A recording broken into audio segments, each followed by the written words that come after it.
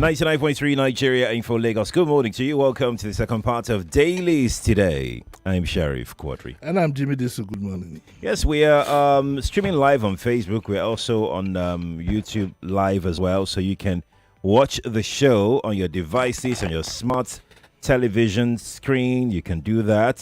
Just search for Nigeria Info 99.3 so you can watch. Now, let's start with the Punch newspaper. And it's about what has dominated public discourse all across the country. That's where we're starting from. Front page, the Punch. It continues on page 2. Hurricane Tinubu, mass defections ignite one-party state fears. Yes. I think 2 governors have defected in the past 48 hours. And it looks as if the one that surprised me was the governor of, is it Bayelsa? Yes. He defected. Okay, so number one, I think that the PDP is dying slowly but surely. I think that party is dying slowly but surely. Chief Bodigeorge must be a very upset man. I'm going to try and drag him down here next Tuesday. Somebody said, why do you always talk to Chief Bodigeorge? Well, he's a member of the board of trustees and is the closest to us here in Lagos of that prominence. So I'm going to go and drag him again and let's get a feel. But anybody who has a sense of history will be very, very uncomfortable with the dominance that the APC has, where everybody is joining. Look, the information minister here, it just says that by 2026, Nigeria will have 30 APC controlled states, leaving 6 divided amongst the other parties. I think ABGA will have 1 and PDP might have 2 or 3. So we need to find out, really, it's time we found out if what is compelling members of these parties to go and join APC. Forget the reasons that they give. There's always enough reason for you to do anything in life. You can always construct anything. But what is the reality that we are facing? The most worrisome is, are they cajoled? Are they blackmailed? Are they cajoled? Are they blackmailed? Say them, like fella would say the open book for them. Is it if there's a need for our colleagues in the media to dig deep like they did back in the days of Deligiwa and co, to dig deep and find out the real reason, what is going on. We know that to a large extent, the parties are the same anyway, so crossing carpets is neither here nor there. There's no time you cross carpet, you meet some familiar people there. We also know that that is one reason. We also know that times are hard and people want power, they want money, and so on and so forth. Okay, fair enough. So the question is, the people, as these people are defecting, are the people also defecting? Who do our political leaders owe loyalty to? The party themselves, their families, or the people? So this is what I wish could happen. I wish the people could state their feelings in the election. I wish, just for the fun of it, in one of the parties that one of the governors or whatever that defects to another party, I wish just to put down, for the sake of history, that he will lose the election in his state, to teach them a lesson, because I'm not too sure these people are being carried along. But the most dreadful reason, which I hope does not exist, is that some of them are subjected to blackmail. That's where I say, like Felago said, maybe they don't open book for them. Meaning that what Yorubas will call Owo Re Enwore, that you either join us or, prison, a long time in prison will be your fate. There was Adams Osiriomole's statement one time that was twisted. It was twisted, to be fair to him, when he said that when you join APC, all your sins are forgiven. But the import of it was still not lost on some of us, that is likely to happen. The other thing that bothers me about this development is that Nigeria cannot handle a one-party state. We will degenerate we will degenerate into worse than the military. Trust me, Sheriff. If we most of the balances and checks that we have been killed. The judiciary, name it, it's all killed slowly but surely. The media.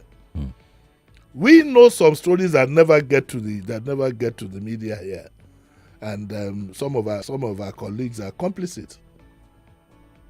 So is Nigeria now every man for himself and God for us all? If that is the case, if that is what it is, and I believe probably that is what it is, then it behoves on us to make sure that at least that our own aspirations as a people are met. And that can only be done at an election. If at an election it is now said the majority of the people like us being a one-party state, then so be it. Then you'll be ready for the consequences. But this build-up has been seen before in history, in the 1940s. And it will not augur well, even for the most ardent of supporters at that time, of whoever is heading the government. Even his own ardent supporters at that time will find themselves in a place that I would rather not describe. Good luck to Nigeria on this one. Yeah, before we bid Nigeria good luck, I'd like to ask you a very salient question about the political consciousness of the Nigerian people. I was having a conversation with a colleague yesterday about what is playing out. And you know what she told me? She said that Nigerians are really not aware, of the implications of what is playing now. Because according to her, if they're aware, you would not hear just media people talk about it. You would hear everybody having a conversation almost at the same time, putting pressure on whoever their governor is. Do you think that political consciousness is there? It's not there, and I will tell you why. It is not for anything that our political class have downplayed education. It's to keep our people unaware. Education, whether you like it or not, it plays a large part in the thinking of human beings. Education and exposure. So what the political class have taken care of their own level. They have private primary schools, private secondary schools, private, they're so expensive. So they've taken care of their own class. With the masses, they bound them to the Philistines. So our people are not even educated, and they have added to it is that they have made them completely impoverished. When you don't have what you're going to put in your stomach early in the morning, you cannot think right. So I believe that what has happened is deliberate amongst the political class. And look at them, they go to the social media and say how they enjoy themselves. They're having a ball. And so it's very easy for them to now. This government, for example, is predicated 60% on propaganda. The other day, somebody was asking me, you don't do analysis, do analysis with fish figures. If the government tells me that it's 400-something billion that is in foreign reserve, am I going to go to CBN or wherever it is to find out how much it is? So there is massive propaganda. They keep telling you life is improving, and you keep looking around yourself. The talents are again. Is it somebody else? Life is improving for them. Look at the number of Rolls Royces. Look at it. Look at the brazen manner in which a minister of the Federal Republic is driving a Rolls Royce around and is also being hailed. So they have changed the narrative for the people. They said the Yorubas against the Igbos. They said the rich against the poor. They said the youth against the whatever. They said the Christians against the Muslims. They have enough to keep their minds occupied. Whereas all of us have a common enemy. We have a common enemy. Look at what they pay themselves. Look at what they pay the poor people. 80,000. 80,000. They won't buy you a bottle of wine in any good restaurant. So your colleague was right. But what your colleague didn't add is that it is deliberate. I've seen one or two. They said one former senator defected this morning. One former very prominent senator in sense of exposure, very prominent. He defected to APC and praised the reforms, but he's owing banks. He's owing. Oh, he's owing. So that's why I thought this morning. I pondered this morning. I was saying to myself, could it also be that some people are being blackmailed? And it is very, very dangerous, Sheriff. Extremely dangerous. Such that when the Holocaust comes, and I hope it doesn't, even those who are closest to the center of power will be affected. If for anything, they will be completely dehumanized. Mark my words. So it's up to us as a people, if that's what we want. I have no problem with it. Okay. I have no problem with it. Okay, let's move on to our next story this morning. We're going to drop the punch. Let's go to the Vanguard, page 35 of the Vanguard. Oba of Benin resolves market women leadership crisis, disqualifies princesses. Okay, so I think we'll finally come to what I hope is the end of the Yaloja crisis. This report, written by Ozioruva Aleo in Vanguard, page 35, says that the Oba of Benin has resolved the market woman leadership crisis that have plagued across the 7 local government areas.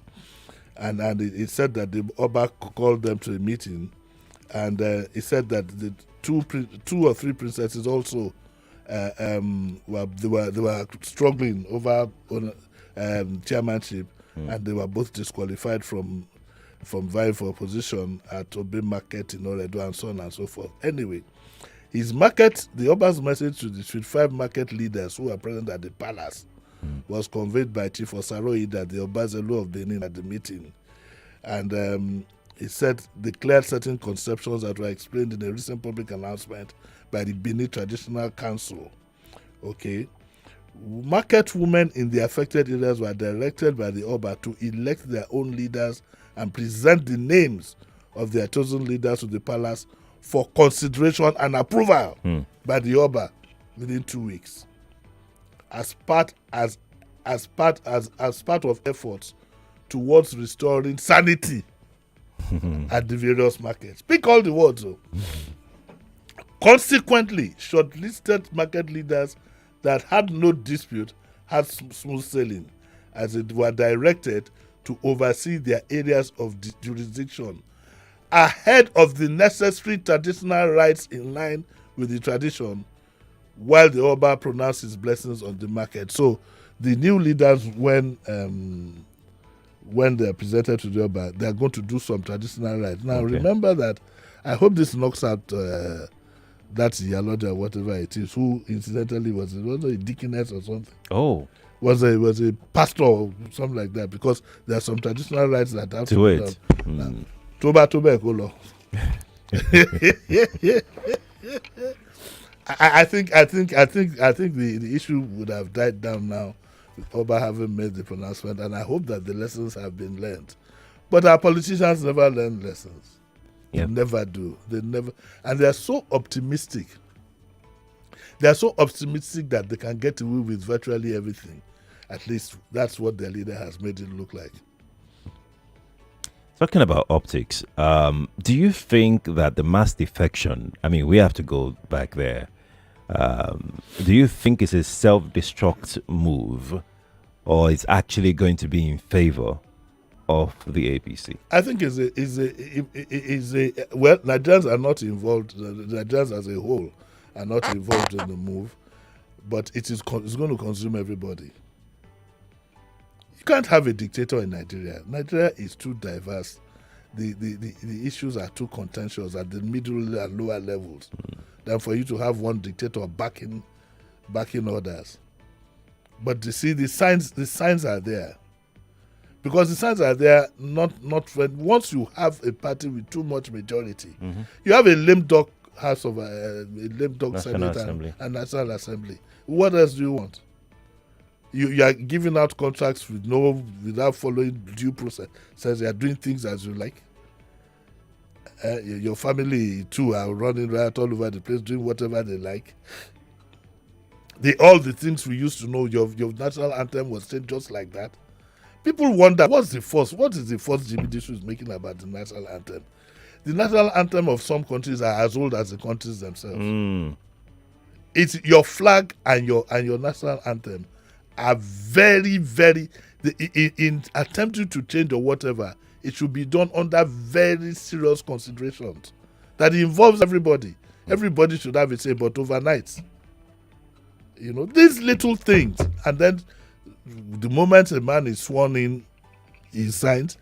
All these things are very dangerous. Look at, I wonder if the issues of this pardon were discussed exhaustively. Exhaustively, at the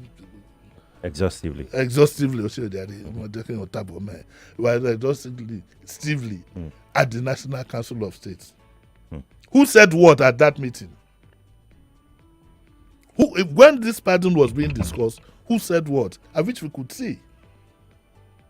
That's why sometimes I wish we had the parliamentary kind of government. Every time I watch PM questions on that goes on in the UK, it's open there for you can know who has said what. So when you have all these, and you see, nobody benefits from a dictatorship. Nobody, including because the person who is at the back of this all, at the end of the day, will go down with it. But it will be long, it will be torturous, and I don't want my country to go. We've gone through military government, we've gone through the harrowing experience of Abacha. When they had Abacha badges. Now, one state has said that they must wear a cap. Very soon, maybe other states will follow suit, we don't know.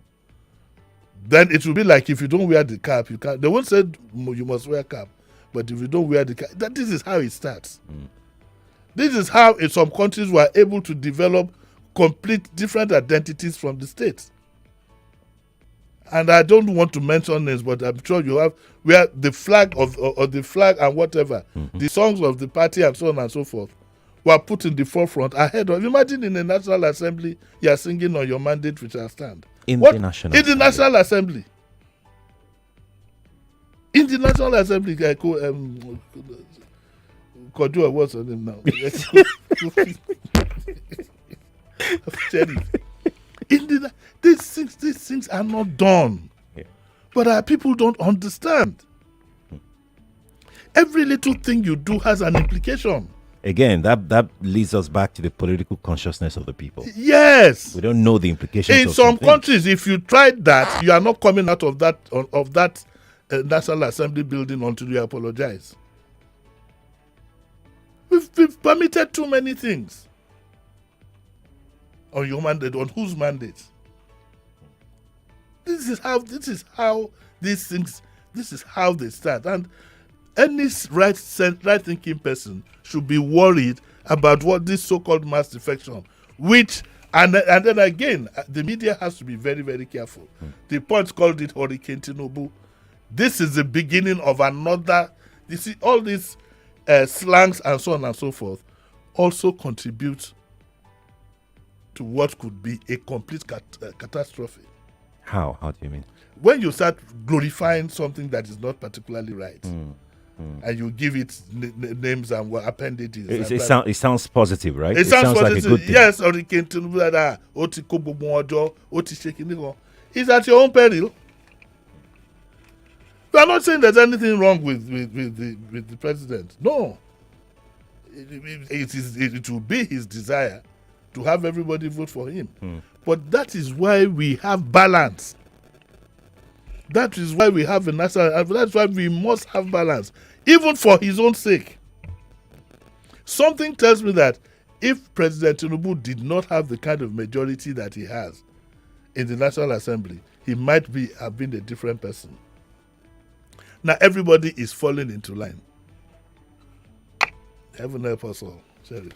Yes, indeed. Let's go to the editorial of the Vanguard. Wrong police deployments and insecurity. Well, there's nothing to read to analyze about this this editorial, but just to say that again and again and again, we will keep talking about the need to deploy our police to better use than having one VIP have 8, 10. Recently, they've also started involving the army in some areas of the country. So this editorial really is just to happen the fact that it is wrong. For instance, it is said here that the special advisor to the president said that we cannot continue to deploy police trained for anti-terrorism operations just to guard individuals in Ikoyi, the elites. This is completely wrong. And like I suggested too, I don't know who suggested it first, let's register 2 or 3 reputable private companies, give them the license to carry firearms. Then they can provide protection for all our VIPs, for all our care.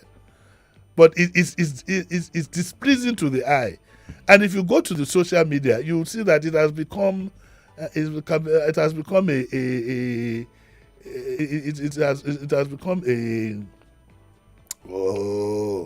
what is wrong with this morning?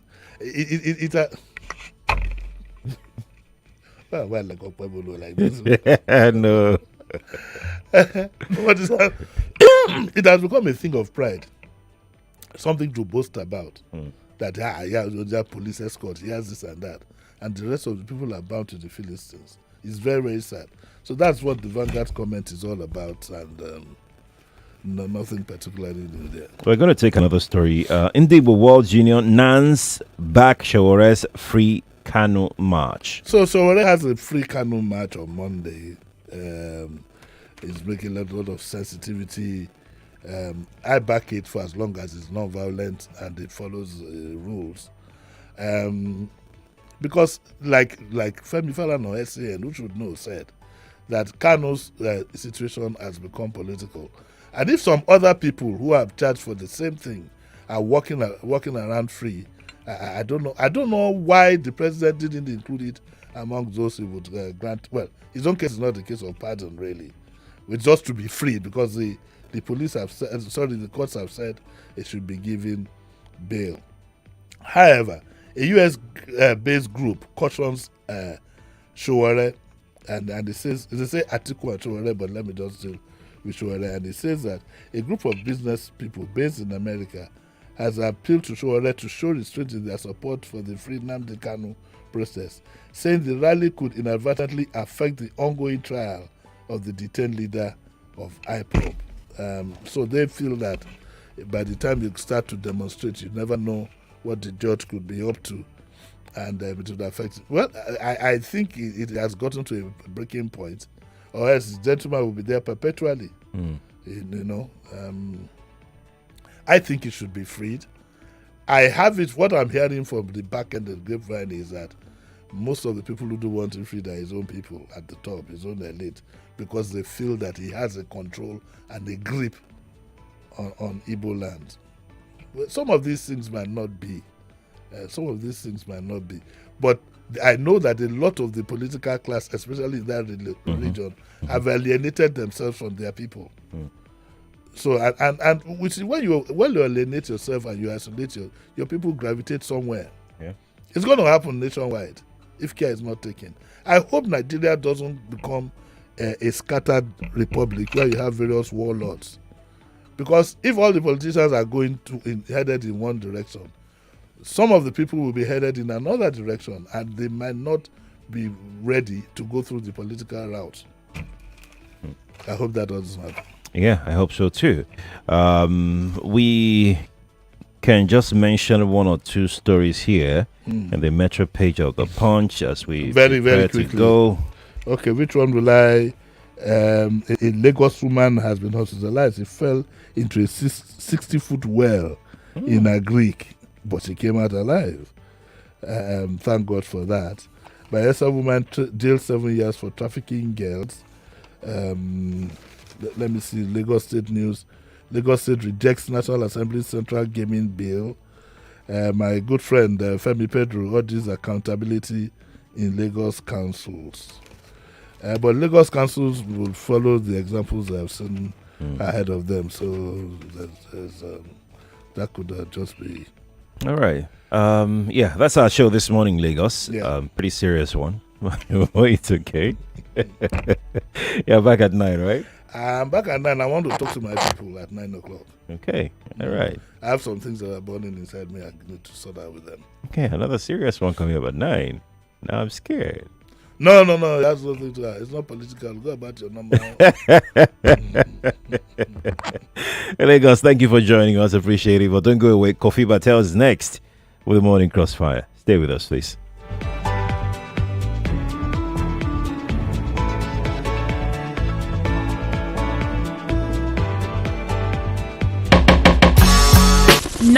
.3 Nigeria Info. We are more than just radio.